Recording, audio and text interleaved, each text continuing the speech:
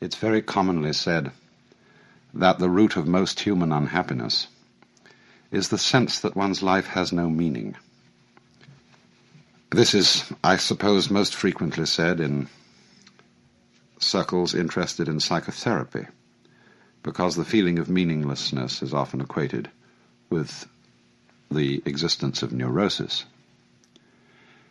And so many activities into which one is encouraged to enter, philosophies one is encouraged to believe, and religions one is encouraged to join, are commended on the basis of the fact that they give life a meaning. And I think it's very fascinating to think out what this idea itself means, or what it is intended when it's said that life has to have a purpose.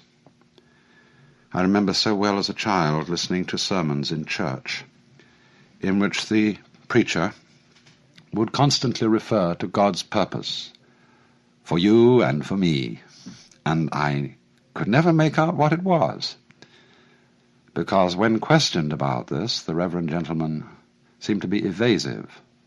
What is the purpose of God for the world? We used to sing a hymn, too. God is working his purpose out as year succeeds to year. And the nearest clue one got to it was in the sort of refrain of the hymn. Nearer and nearer draws the time that shall surely be, when the earth shall be filled with the glory of God as the waters cover the sea. And, of course, that raises the question, what is the glory of God? Well, now,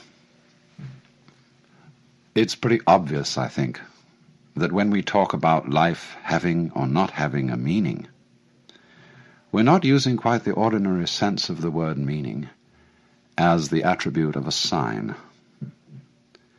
We're not saying, are we, that we expect this natural universe to behave as if it were a collection of words, signifying something other than themselves. It isn't a point of view which would reduce our lives and the world merely to the status of signs. And it's obviously in some different sense than that that Goethe wrote his famous lines at the end of Faust, Alles Vergängliche ist nur ein Gleichnis. Forgive my pronunciation of German. All that is mortal or all that is perishable is but a symbol. And so, a symbol of what? What do we want to feel? What would satisfy us as being the meaning behind this world? It's so often, you know, that we don't follow our ideas and our desires through. Most of the things that we want very fervently are things that we've only half glimpsed. Our ideals are very often suggestions, hints, and we don't know really exactly what we mean when we think about it. But there is this obscure sense in which we feel that life ought to have significance and be a symbol in at least that sense, if not just so arid a symbol as a mere sign. Or it also may mean that life is meaningful. An individual feels that his life amounts to something when he belongs and fits in with the execution of some group enterprise. He feels he belongs in a plan. And this, too, seems to give people a sense of great satisfaction. But we have to pursue that question further, too. Why is it that a plan, why is it that fellowship with other people gives the sense of meaning? Does it come down perhaps to another sense of meaning, that life is felt to be meaningful when one is fully satisfying one's biological urges, including the sense of hunger, the sense of love, the sense of self-expression in activity, and so on. But then again, we have to push that inquiry further. What do our biological urges really point towards? Are they just, however, things always projected towards a future? Is biology and its processes nothing but going on towards going on towards going on? Or there's a fourth and more theological sense of the meaning of life. In all theistic religions, at any rate, the meaning of life is God himself. In other words, all this world means a person. It means a heart. It means an intelligence. And the relationship of love between God and man is the meaning of the world. The sight of God is the glory of God, and so on. But again here, there's something to be further pursued. What is it that we want in love with a person, and even a person in the sense of the Lord God? What is the content of it? What is it that we are really yearning after? Well, now, if we go back to the first point, taking Goethe's words that all that is transitory is but a symbol, and that we want to feel that all things have significance, it does seem to me that there's a sense in which we often use the word significance, where the word seems to be chosen quite naturally, and yet at the same time it's not quite the right word.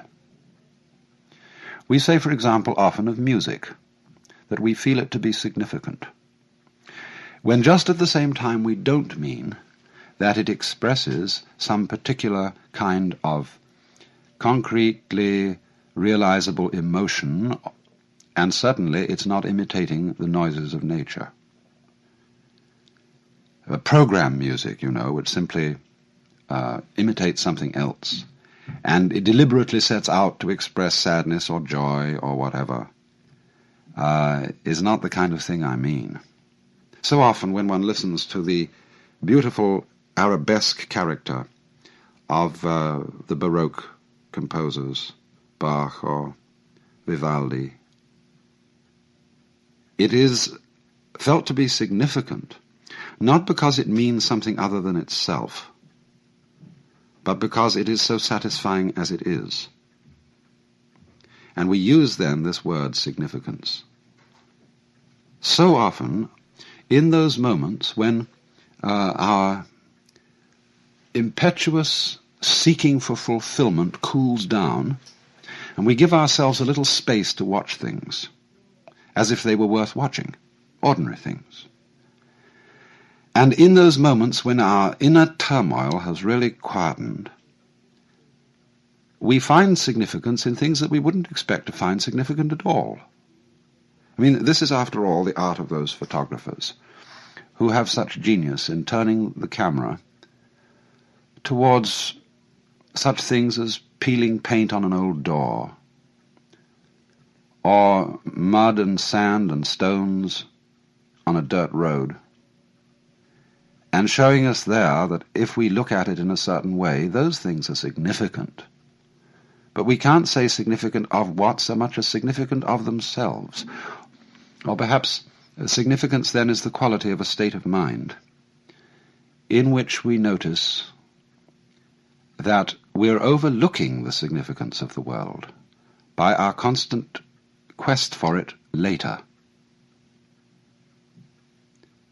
All this language is, of course, quite naturally vague and imprecise, because I think the wrong word is used. And yet not entirely the wrong word, because, as I said, it comes so naturally to us.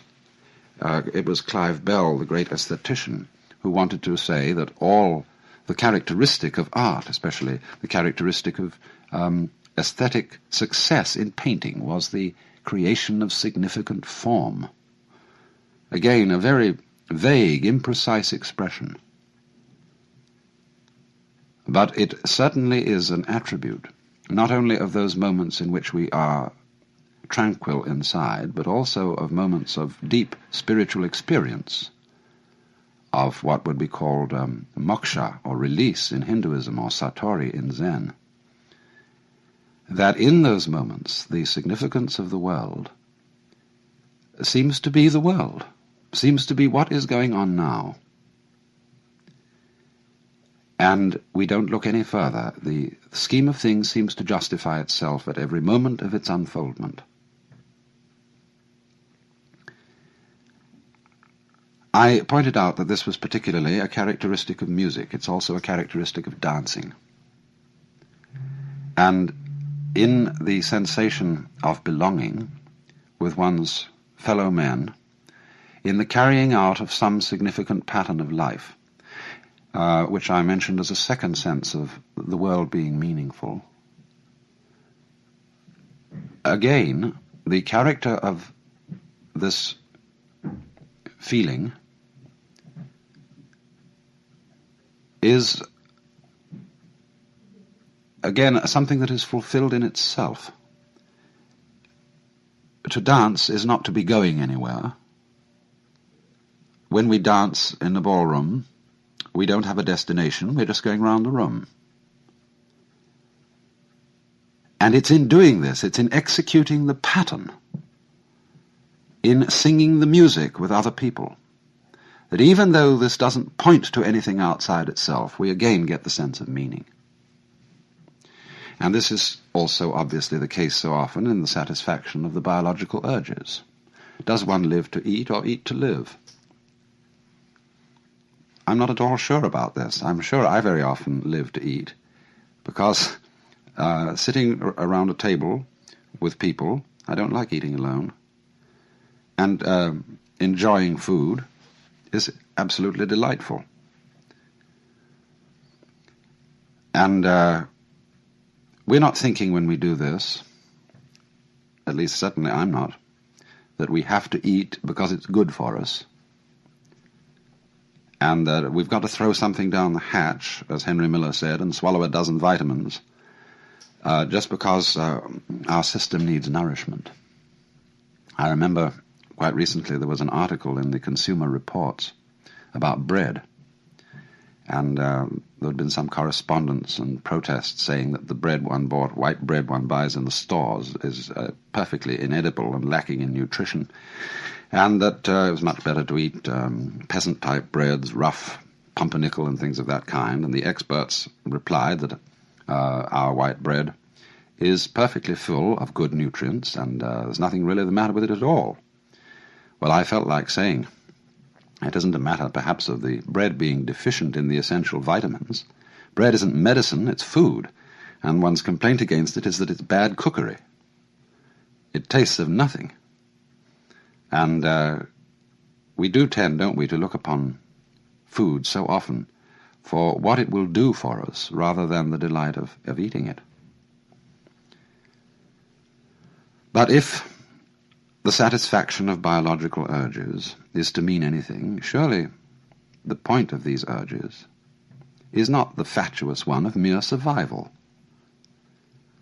of, we might say, the point of the individual is simply that he contributes to the welfare of the race. And the point of the race is that it reproduces itself, to reproduce itself, to reproduce itself, and keep going. Now that isn't really a point at all. That's just fatuous. Surely the race keeps going because going is great, because it's fun.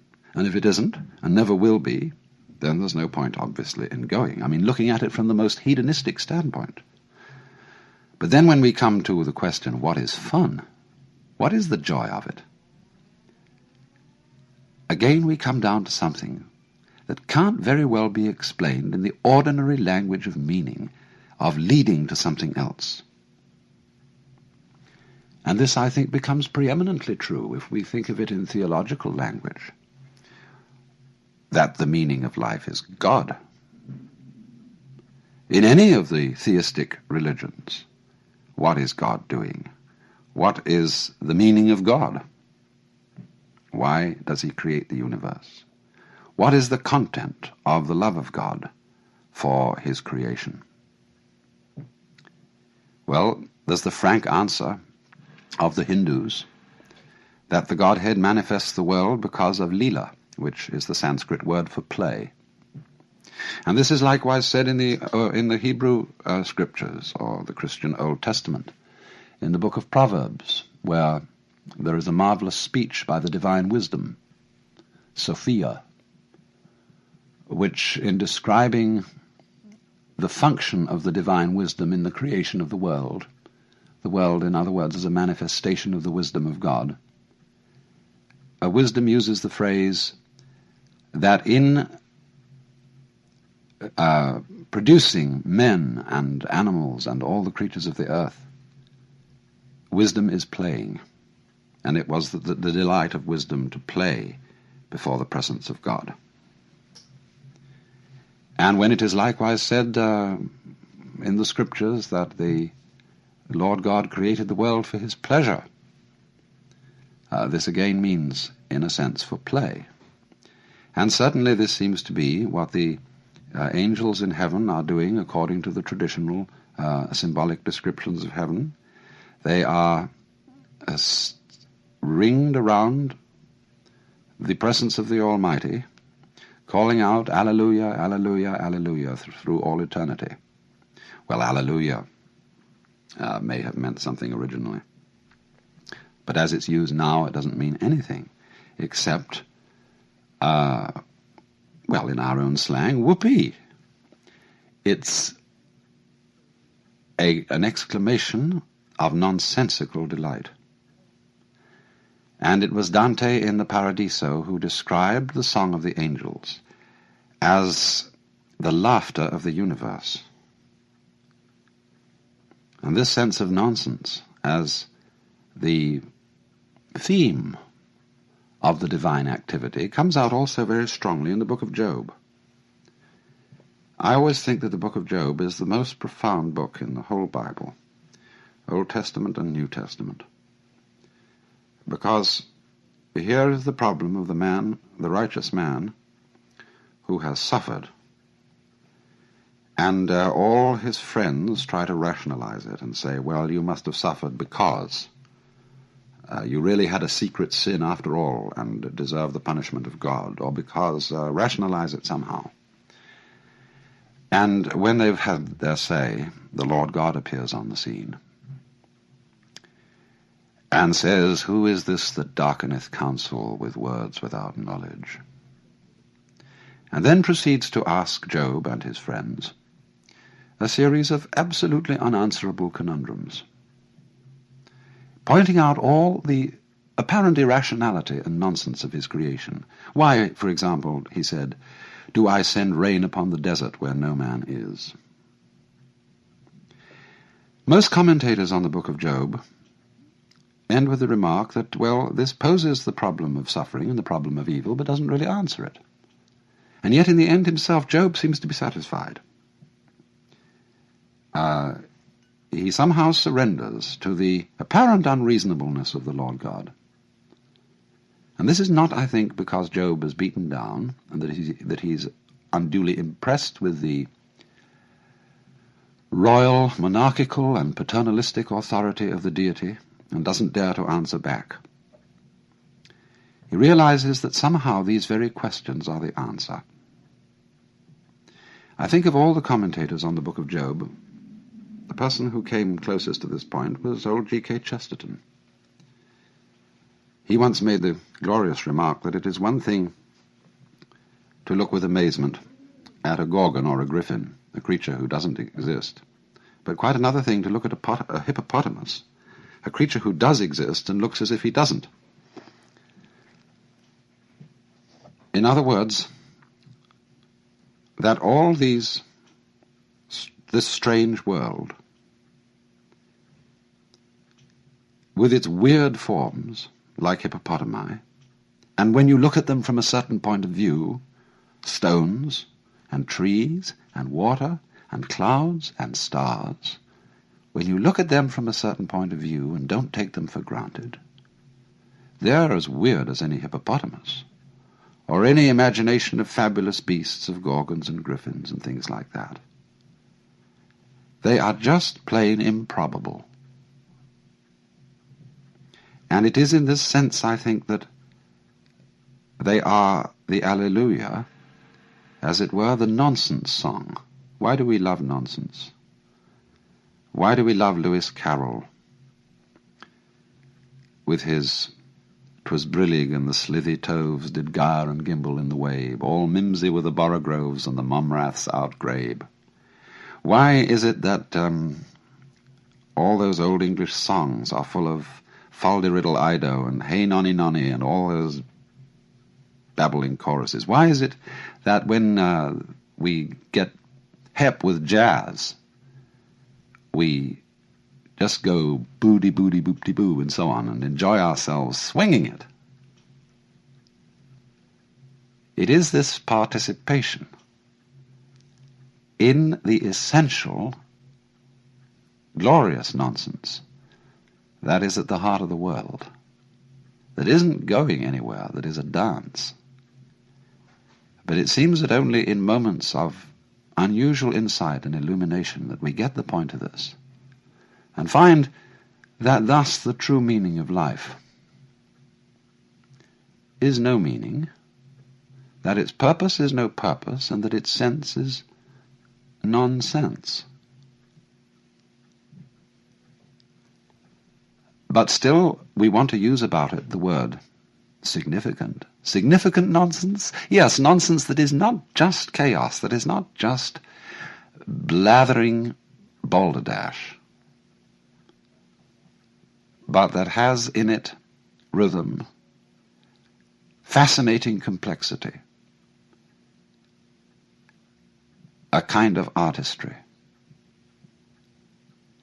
It is in this kind of meaninglessness that we get the profoundest meaning.